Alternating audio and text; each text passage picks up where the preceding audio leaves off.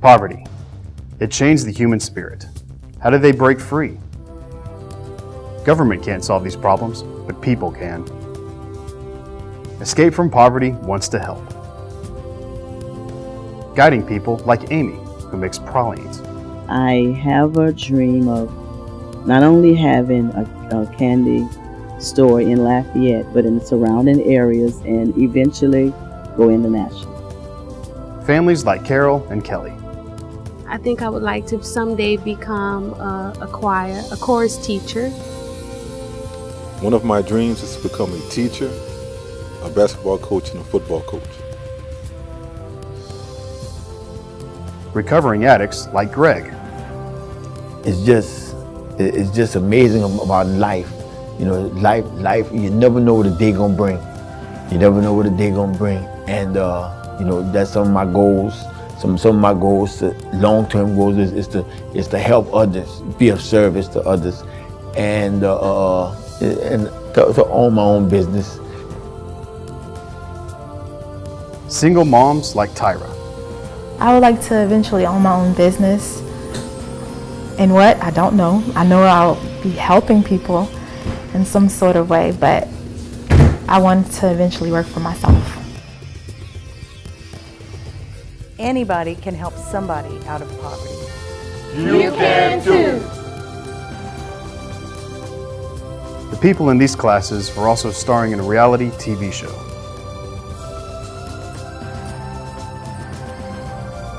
Join us as we follow their journey from poverty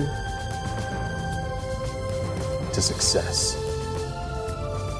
Our dream is to make their dreams come true. Escape from poverty. Escape from poverty. Escape from poverty. Escape from poverty is transforming my life. Transforming my life. Transforming my life. It's transforming my life.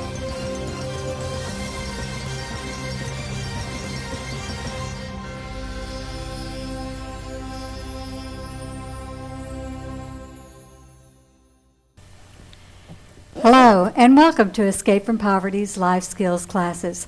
I'm Linda Longclough, the director, and these are our participants who are all working hard to get out of poverty. And joining us in our studio tonight is our teacher, Sherry Hoff-Minkler. Sherry holds undergraduate degrees in sociology and petroleum engineering, master's in science education, and a doctor in education. Sherry has worked in the oil field and everything from being a roustabout to an engineer, a production engineer, and she's also taught in the public school. She has over 25 years of experience in training and consultant work. As the president of Production Regulatory Services, Sherry works with companies in a variety of industries in the areas of leadership and human resource and organizational development.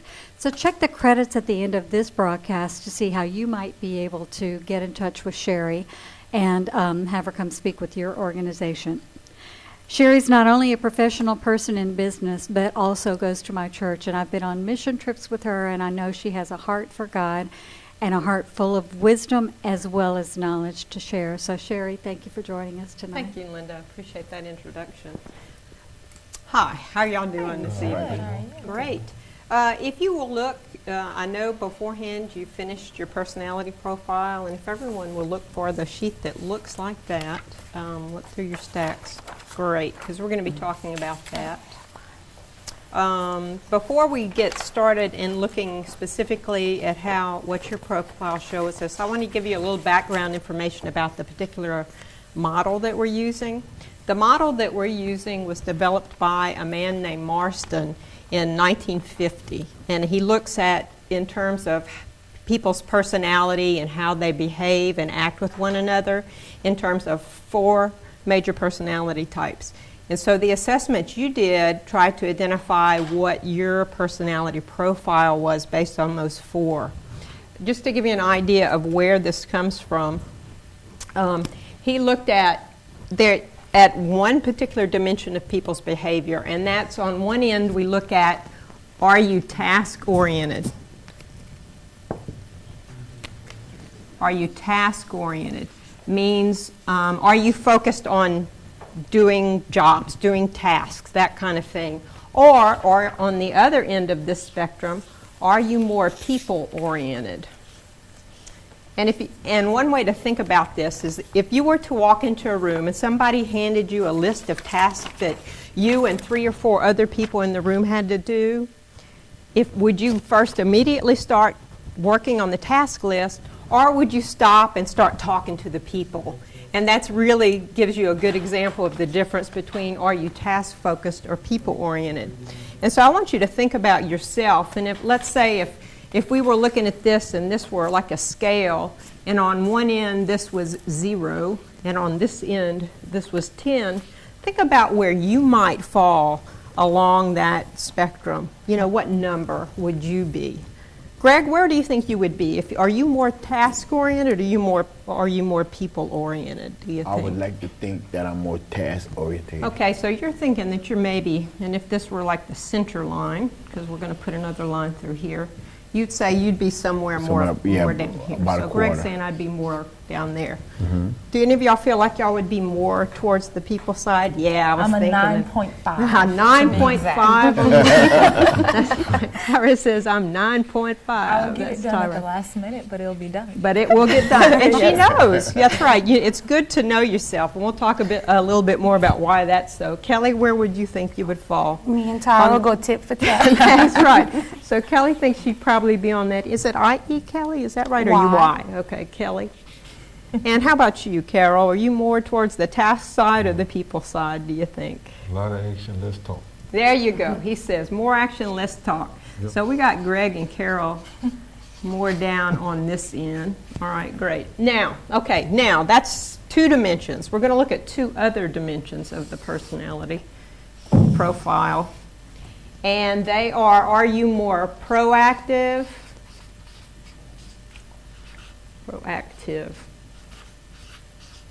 Or on the other extreme, are you more reactive or responsive? And so you'd be thinking to yourself, well, am I more likely to be a person who kind of likes to be out front making things happen? Or do I tend to kind of, just go with the flow, be more like follow the leader? So when you think about that, where do you think you would fall along that dimension, Greg? Are you more one who's out there just making things happen, or do you like kind of go with the crowd and see what they're doing and then try to figure out where you want to go with them? It depends. Depends? If I know what I'm doing, I'm more proactive. I can take the lead. Yeah, but if gotcha. I don't know what I'm doing, I'm just. So you're a little more cautious. So you're going to say maybe you're kind of somewhere down in the middle, maybe? Yeah. Okay. All right, Greg, we're going to put you kind of down here. We're just getting a general feel for this, and the assessment's going to give you a little more detail, and we'll look at those in a minute. Okay, and Tyra, where would you say you're more apt to be? I'm a little bit more cautious. Like, I'll watch and see the leader, and if what's I don't think they're doing it correctly, I'm like, okay, well, let's try this. So then you might step out there and give them your opinion. Yes. Okay, so you're saying you might, but would you think you're more like if this were 0 and this were 10, where do you think you'd be on that scale? Maybe like a 7. Okay, so we'll say like maybe right in here or so. All right, and again, we're just guessing right now. We're just seeing how close we can get with this. All right, Kelly, where do you think you would be? I think I'd be in the middle. Kind of in the middle. Because I'm pretty hands-on, but I also like to, be observing too. Okay, and Carol, what do you think? Are you more kind of driving things, telling people what to do, that kind of thing? Leading things, or I say more proactive. More proactive? Okay, so you're thinking you're more proactive too. So Carol, we're going to see. All right. Now, so what we're saying, if we were Greg, we would be saying you're kind of maybe in here, and this is just a guess for right now. We're going to guess, and we'll see how close our guesses are. All right. Now, Carol, so if we're saying maybe you're here, and we're going to see what your survey says. And Tyra, we're saying that you're probably in here. And let's see, Kelly,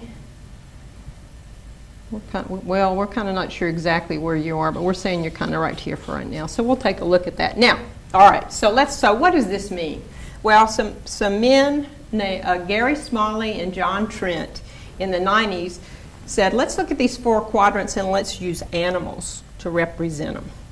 And we're going to say this first quadrant here, where you're very proactive and task-oriented, they used a lion to represent that, and you have that in some of your information. That's the lion.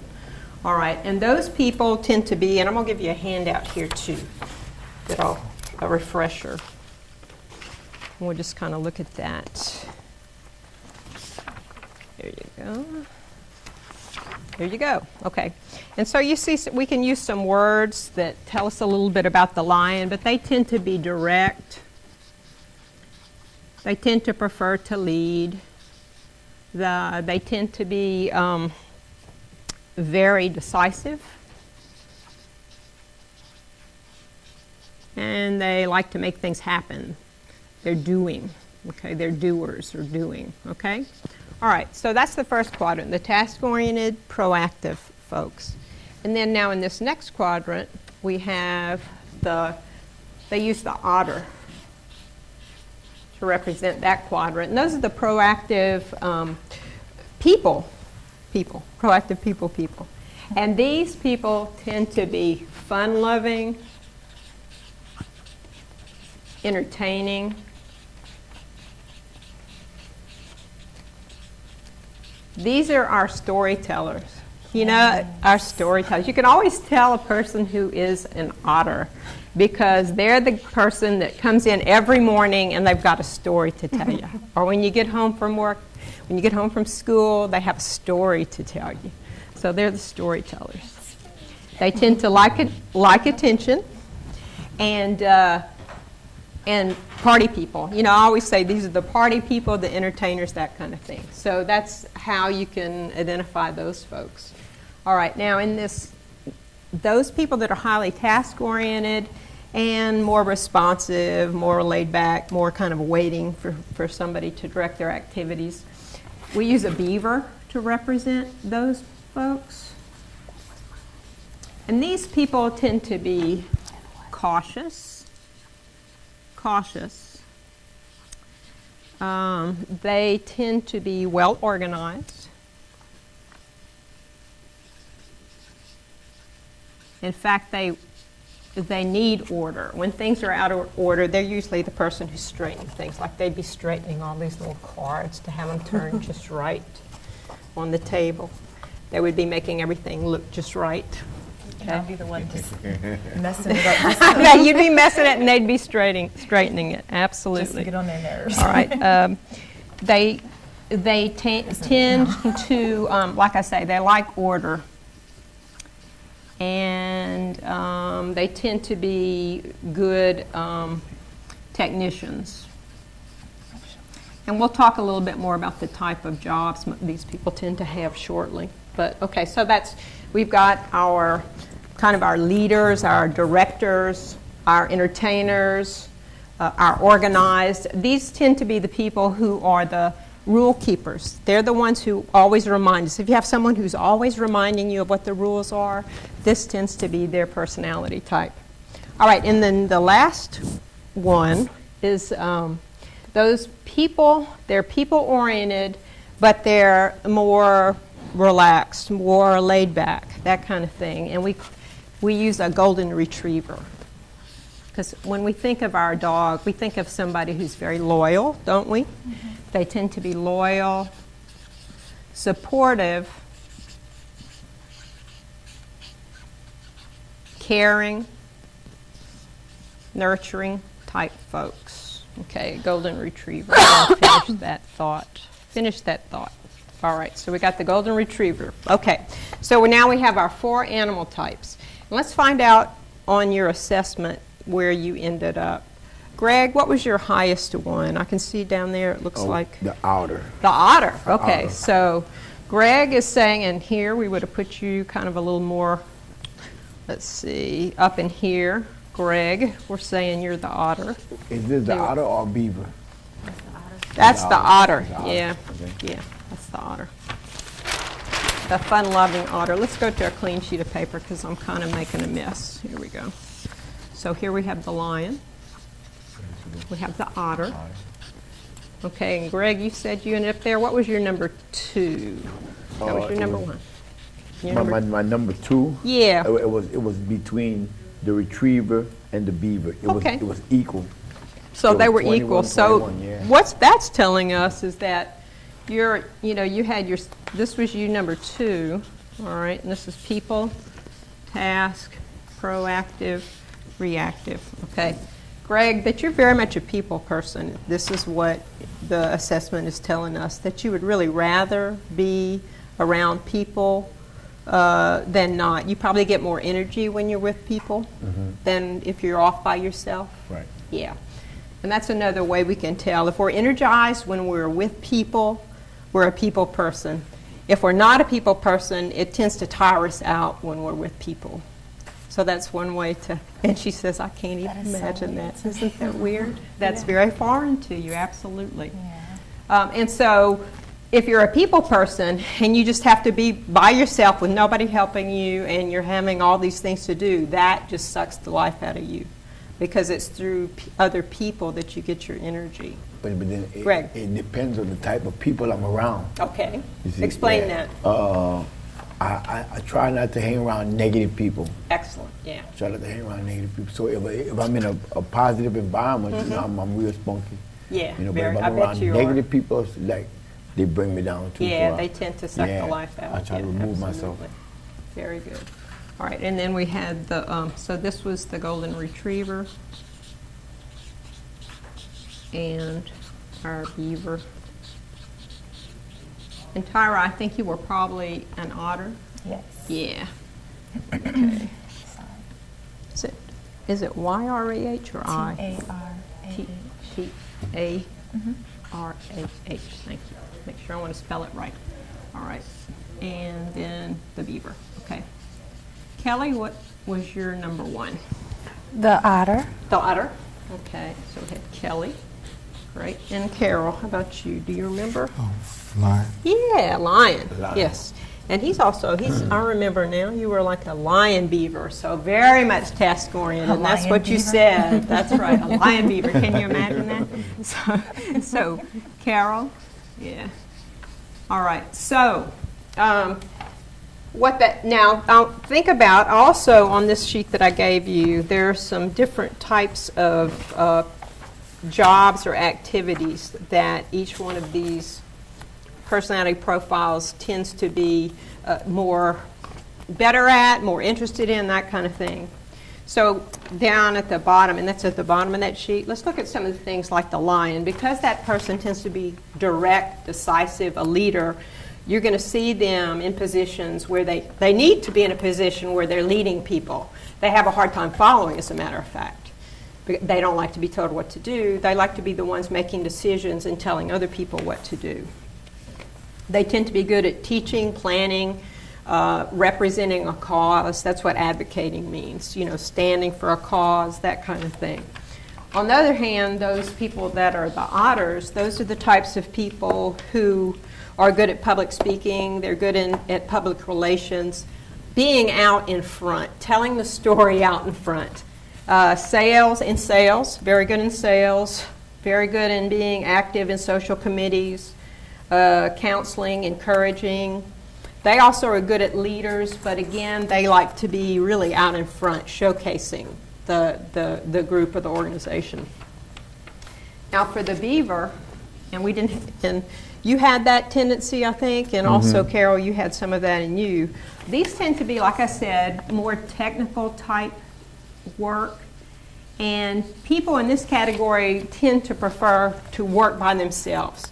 They would prefer to be given specific duties and responsibilities and go off and do them by themselves rather than be involved in doing them with other people.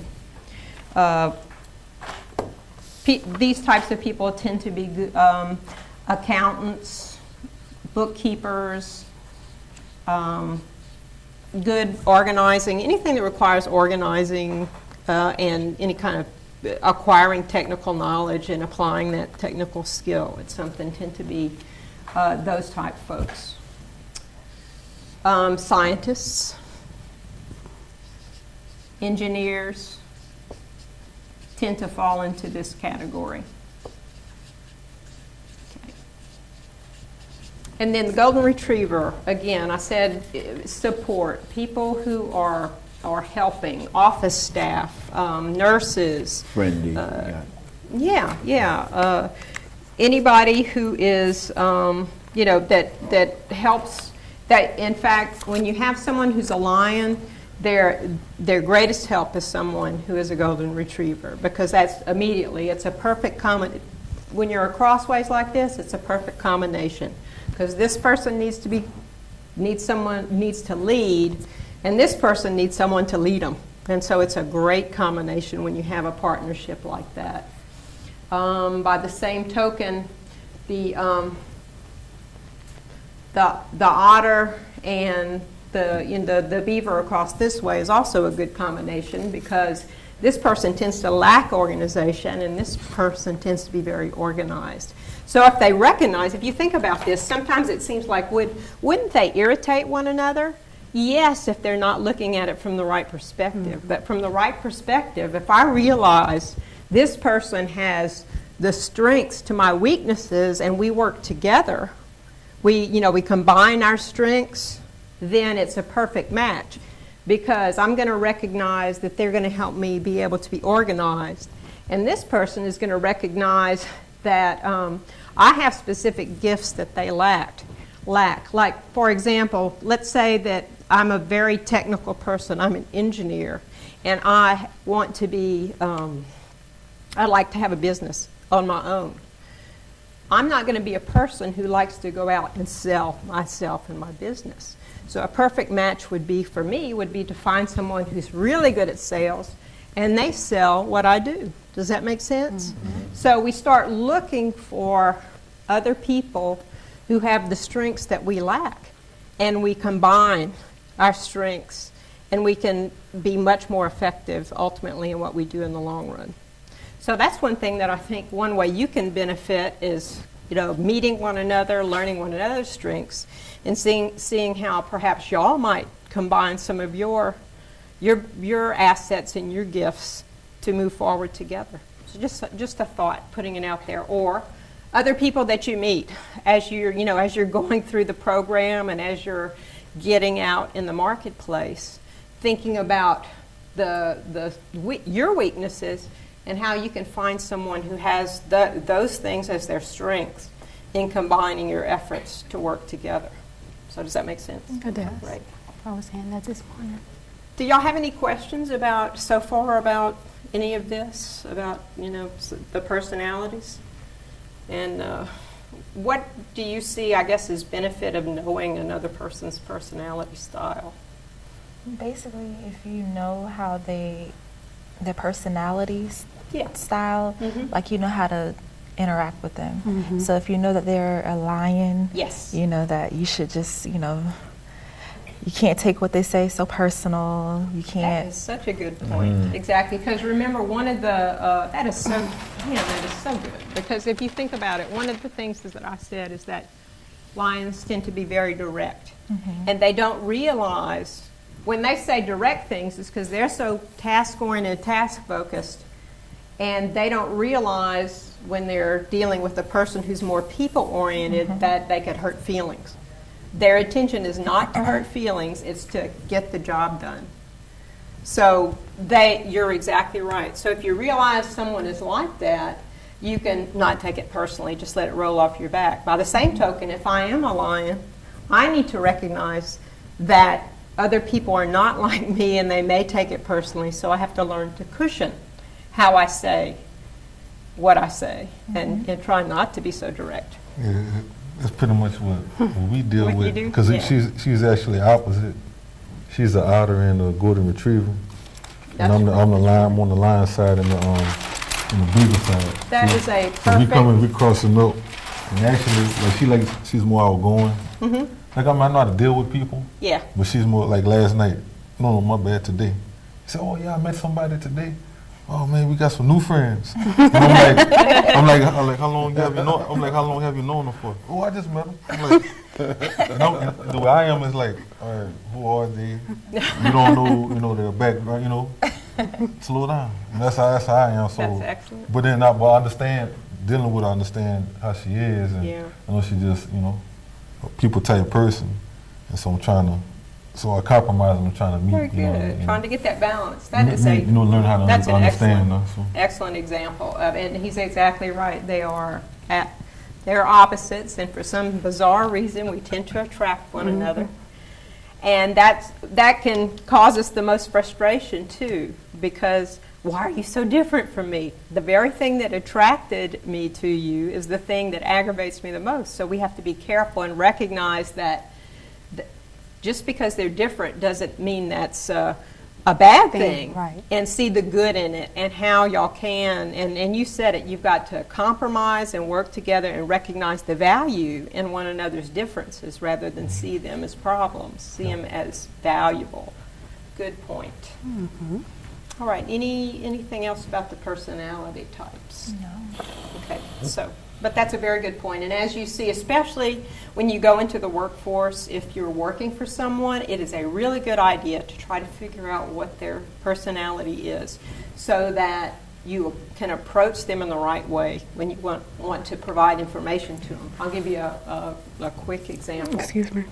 If I have a boss that's a lion, that person is going to very much want, bottom line, short communication. So if I'm a person who blah, blah, blah, blah, blah, has to give you every bit of information, I'm going to lose that person. I'm going to lose that. If I'm trying to present my point, I'm going to lose the point. It's going to get lost. So I have to learn how to speak in bullet points, just short, specific, bottom line kind of information. But if I have a boss that's a beaver, it's going to be exactly the opposite. I'm going to have to make sure I give them every bit of detail that they need to help them make a decision. So it helps me to know and learn my boss's personality style. If I am a boss, I need to learn my people's personality styles so that I can see what I need to do to help them be better at their job.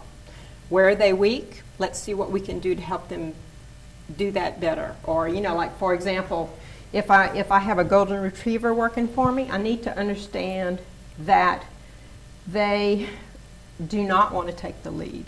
So I have to be careful not to give them a whole lot of responsibility without making sure they have all the information and help they need. They may not want to be in charge of a project.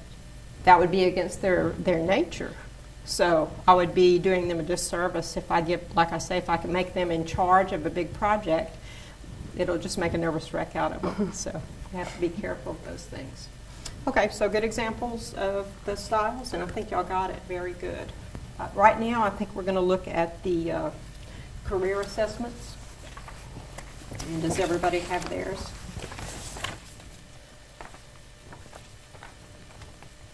Okay, this particular inventory was rather long, if you recall, but it really explored in detail. It took all the work that you had done in the past, different hobbies that you may have done, things you have learned in the past, but also looked at what you're doing now, and then also asked you about some things that you might want to do in the future. So it was like a 360-degree view of you. So let's look on the last page, which is step 5, because that is pretty much bottom line on this thing. And after you answered all those items and responded to them and added up all the scores and filled in all the blanks, you're right there. I think it's step 5. No, that's step 1. So keep unfold. Big thing. It's not a map. Yeah, it is. It's a big map. Look on the back of that. Flip it over. Do you have 5? Yeah, very good. Okay. All right, and in that, after you answered all the items, and like I say, then tallied all the different scores, it identified some specific interest areas that all that added up to. And like, for example, I'm looking at yours, Carol, so let's look at yours as an example. He's got his first area choice you ended up with first, second, and third interest areas. We're going to use Carol as an example.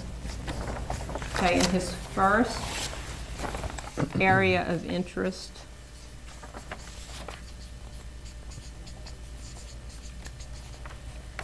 is teaching, education and training. Okay. Education and training. And then there was a place inside here where it had all those interest areas. If you open it up, it had definitions of them, and then it had a whole bunch of related occupations, leisure activities that would be good for that, and then any kind of education and training you might need or be interested in that area. So Carol, for your under occupations, after going through those lists, what struck you as being something that you would be interested in all those occupations that were listed there? Teaching and coaching. Okay, teaching and coaching. So, occupation, teaching, and coaching. Now, were you able to get more specific than that? Teaching history and okay. And health and So coaching, coaching in high school. Excellent. So as you drill down, you try to get more and more specific. So he's saying under teaching coaching, then you had history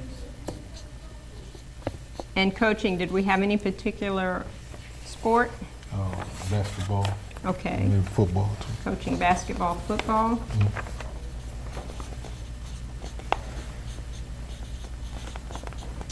Football, teaching history, and there was something else you said too. Health. Teaching health. Oh, health. Yep. Okay. History, teach health. Very good. So here we're getting very specific. And then you gave me even the grade levels that you would be more interested in, and it was elementary? High school. High school, sorry. High school. High school, okay. So, those are definitely occupations and very specific occupations. Did you identify any learning opportunities that would help you do this or be more effective at this? In terms of like the process of getting to that goal, or? Yes, the process of getting to that goal. Oh yeah, actually, I got a college in mind that I'd like to study at to continue, and also to take my praxis exam. So Yes. I know I got to go through that. That's right. And then go into a specific school. So. Okay. Well, actually, I got two in mind. Okay, so he knows that there's some courses that he needs. He needs courses and he needs certification. Okay. Certification. So he's identified the things that he needs to do. He's identified the school he needs to go to. And then he knows that he has to take the praxis exam as part of his certification. So you can see how this fits in with the goal setting that we've done before in developing an action plan. Because he's identified the things he needs to do, where he's going to do them, and then for it to be even more specific, as we talked about making specific goals, is giving us a time frame. When are you going to take this one? When are you going to take that test? When are you going to study for that test? That kind of thing. Making up an action plan to help you get from where you are now to becoming a teacher or a coach. Very good. Excellent. So that's a good example. And that was his first area, and then they had you identify two more as kind of a backup plan, right? Okay. Let's see. Kelly, do you have something more specific, anything specific that you learned through this process? What was your first area of interest? Hospitality. Okay, hospitality. Okay. And through the different occupations under there, did you see something even more specific that you were interested in finding out more about? Yes, residential advisor. Interesting, residential advisor. So have you had a chance to find out more about that? No, but I have someone in mind that I can definitely go to help to me find with out that. information. Excellent. And that's one thing that we've talked about before too, is identifying someone who can be a mentor or at least a resource to help you find out more information. Identify your resources. Okay, great. Okay. Tyra, do you have anything specifically that you've been able to come across? Yes. Administrative work, administrative assistant. Okay. Receptionist, information secretaries. Okay, administrative assistant. Yes. Okay. All right. Okay. And but was there any other information here that, I mean, it looks like you're still processing, so that's okay. Yeah. Well, I underlined the things instead of writing it down. Excellent. So what all did you underline there? And that's pretty sharp, actually. That's good. Yeah. Okay. The leisure activities Yeah. that I've seen. I'm just curious, what did you see under there? Well, it says addressing letters. I've never really done that before. And they had that under leisure activities? Yeah, that's kind of That weird. would be shoot me now for me, but I was like, it's kind of weird, but hey. That's funny. That is kind of odd. I guess while you're watching TV, you could address letters. I have no idea. That's I funny. guess like the leisure activities, the typical leisure activities, do not interest me at all. Maybe looking at organizing a yard sale. Organizing Maybe. a yard sale. Okay, that would be fun. Or Yes. having the yard sale, probably. Yes. Yeah, exactly. But I don't see where serving as a president of an organization. That would be okay. Yeah, see that kind of thing, like that's pretty cool. for charitable organizations or social organizations, that kind of thing, because that's different from work. Yeah. That's why they have strange things like that. I'm not interested in collecting stamps or coins or anything. I just we go back to the personality stuff. That's that C behavior down there, collecting Yeah. coins and stamps and stuff like that. Okay. Well, good. Thank you. Greg, anything you want to share with us? What'd you come up with under your my number one was number one? Architectural and construction. Construction. That's your major area of interest, isn't it? Yeah. What are some things specifically under there that you identified or circled? Carpentry, Excellent. carpet installer, construction buildings, inspector, construction manager, ceiling tile installer, home appliance repairs, and maintenance and repair. Very good. Absolutely. Okay. Now, if you remember, Greg, if you don't mind, I want to use you as an example of how we can tie this back in with our goal setting. If you don't mind, I'd like to do that.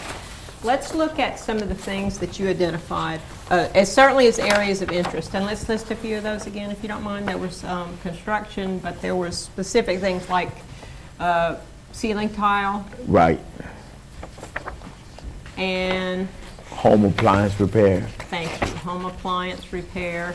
We're just going to pick a few of these. Home appliance repair. What else? Carpenter. Carpenter. Carpet installer. Carpet installer. And maintenance and repair. Okay.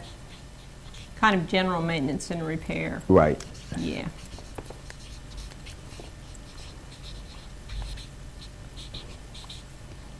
Repair. Okay. There was something else, but this is home inspector. I thought that was kind of interesting. Let's put that one down. Okay. Construction building inspector. Building inspector. Right. Let's see, construction inspector. Okay. Okay. All right. Now, when we talked about goal setting, we talked about SMART goals, and we said they need to be specific, measurable, whether it's something that was attainable for us, whether it was realistic, and they had to be, in a time frame, time reference. So first he'd look through this list and he'd say, well, you really did pick these out because you thought these were things you would be interested in. Right. Okay, so definitely the interest is there, because that interest is going to spark motivation. And if you remember when we were talking about achieving our goals, motivation was really important. So you have to be looking at something that's going to motivate you. All right, now, when we look at these, we have to realistically remember, assess, is this something that I have the aptitude for? Can I be good at that? Do I have the ability to do that? And just looking at these, Greg, would you say you have the ability to do these? Are there any that you'd have to rule out? I have the knowledge of doing them. Okay, so he's got knowledge. Got the and knowledge that's very good. We had knowledge and skill. Were two things that besides knowledge, skill, and motivation, we had to have those things. You know, we had to have those three components to help us be successful. So he says, I have knowledge to do these things, and then we have to, and specific skills. We know carpenter's not in here anymore, but you do have carpentry skills, do you not? Yeah, okay. So do you have skills? Have you done this before? Ceiling tile, yes. Yeah, so I've done it before. He's got some skills. Have you ever done home appliance repair? No. Okay. I took some appliances apart. I took them apart. You took them apart, but could you put them back together? That's the critical thing. But if it's something he says, I think I might like to do that. I can always go to school. You can go to school. That's right. So he knows that for this one, I need some training. Right. Okay. And so part of his plan might be, after he's looking through these and he's saying, identifying what might be most interesting to him, and he finds out more information and what jobs are available and that kind of thing. He says, you know, I'm going to hone in on this one. I'm really interested in this one. And he does more research. He finds out where he can get trained, how he can get trained, and that kind of thing. So that ties it all in to our goal setting. And so then again, these other things. He would look through each one of these and weigh them. Do I have the ability? Do I know this already? Do I know people who are doing this that I can contact and begin to get into the profession? Let them know that I'm interested and I want to see if they can get me some work to even just start, start doing this. Does that make sense? It makes sense. Okay, good. All right. Any other questions so far? We're doing good, aren't we? Okay. So you can see how just getting more specific as you look at these and exploring. Like it has your number 1, 2, and 3 choice. Well, explore. Get on the internet. Go to the library. Do research. Call people you know. Find out people who are doing this already and find out what they've done to get into it. How did they get started? It's always good to find somebody who's doing it and just ask them if you could have a few minutes of their time just to learn from them. How did you get into this business? What did you do? And that way you're making a contact, number 1, and also you're going to get some good advice that'll help you move farther along the path. Okay. Anything else? I think, Linda, that I've covered everything unless they have some other questions. I have something that I want to share. Okay, great. As far as goal setting is concerned. I downloaded a template from a website, and it's just another way to set some goals and obtain them. Very good. And it could be used for anything, like you said, as far as finding a job or whatever it is. Okay, very good. So thank you. Tell me about hospitality. I'm curious, when you said hospitality and residential advisor, what kinds of jobs are out there in hospitality? That one caught me off guard.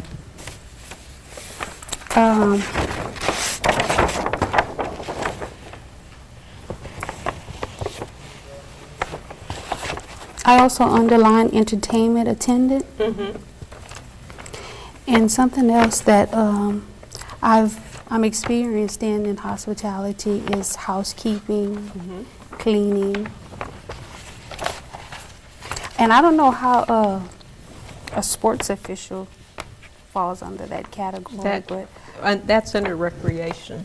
That's Okay. That area is a catch-all. So really, of those, if hospitality is your interest, it would be, there are some specific things here that are more related to hospitality than some of those others. Yeah, and if you were interested in finding out more about what a residential advisor does, just Google that on the internet and find out who uses those and what does that person do. Mm-hmm. Yeah.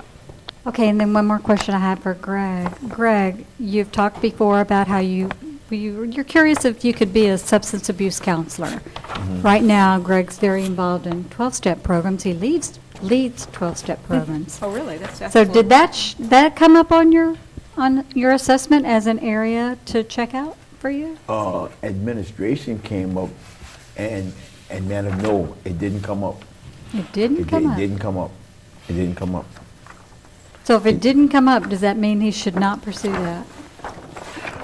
I think since he's in that, he probably knows right now. You could probably say whether you're drawn towards helping other people through that program. Right. You're doing that now, aren't you? Right. And is it something that really excites you? Is it something you really enjoy doing? At times. At times. At times, but most of the time I do. Most of the time I do, because I really do it for myself. You know, to keep myself motivated, and by me motivating myself, I motivate others. You're helping others, sure. Right. Yeah, right. Absolutely. So, you know, it's something we had talked about. It's something we had talked about, and you know, I'm doing some research on it. Mm-hmm. You know, but I don't know yet. I'm still praying about it. Okay. Very good. Mm-hmm. Okay.